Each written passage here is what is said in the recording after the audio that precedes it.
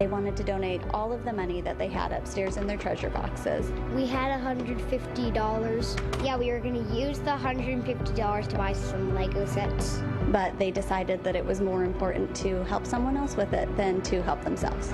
Rachel's Challenge has really affected our school because it motivates all the students here to place others before self and put aside their needs and help somebody else. The project that we're doing this year is the Pink Ponytail Club, and it encourages students to grow out their hair until May and cut off 6 inches or more to donate for children or adults that are going through cancer.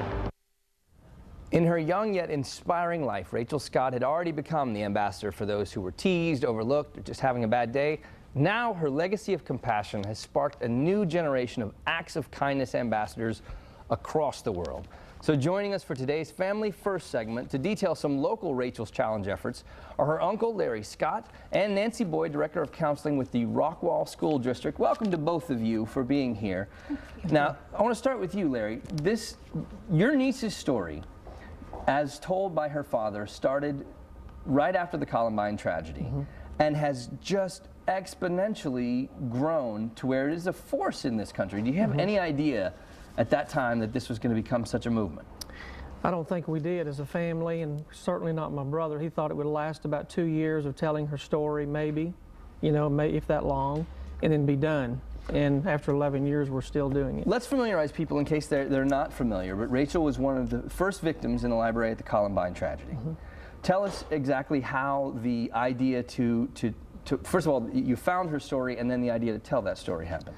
Well, she left behind 6 diaries, and she wrote down a lot of things. Her friends came forward, told us the things that she did for them. She saved 2 boys from committing suicide. She reached out to those who no one else wanted to reach out to, like in the cafeteria or disabled people or new at school. She reached out to those students that were new at school and when no one else wanted to reach out to them. And she did that on a daily basis. So now they've taken those words, the stories, the kind of the inspiration that she left behind and turned it into a challenge to students all across the country. And this presentation goes across now, and you've been delivering it yourself for about 4 years, right? That's correct. Well, I want to talk to Nancy because for 3 years now you've had the Rachel Challenge in the Rockwall schools. What kind of impact has this had? It has made a tremendous impact on our students. Our students 3 years ago first heard the story from Larry Scott as he did the assemblies, and then we decided that we would do a year-long program. We would put all of our programs together under one umbrella, Rachel's Challenge.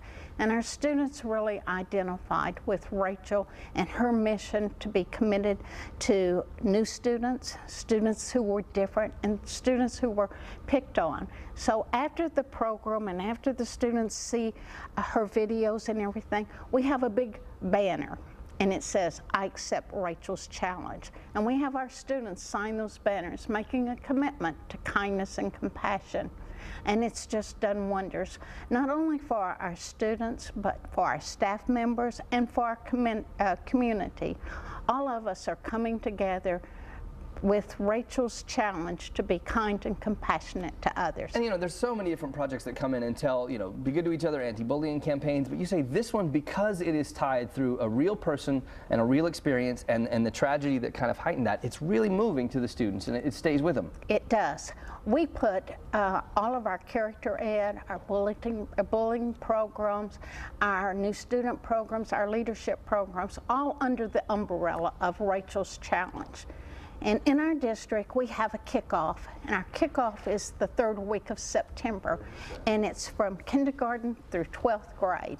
And we have a Rachel's Challenge kickoff, and everyone has the new theme for the year. Our first theme was kindness and compassion.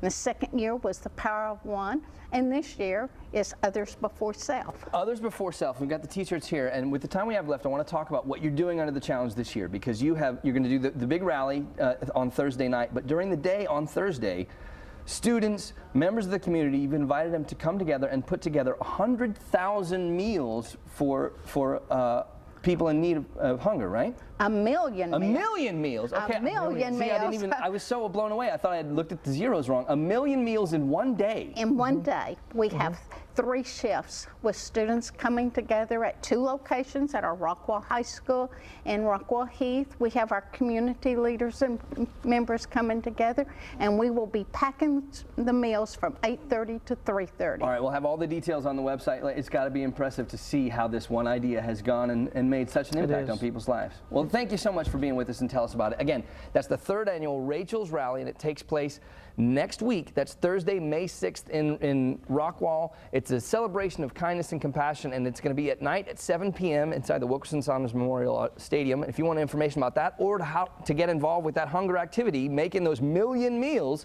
visit rockwallisd.com or call 972-771-0605.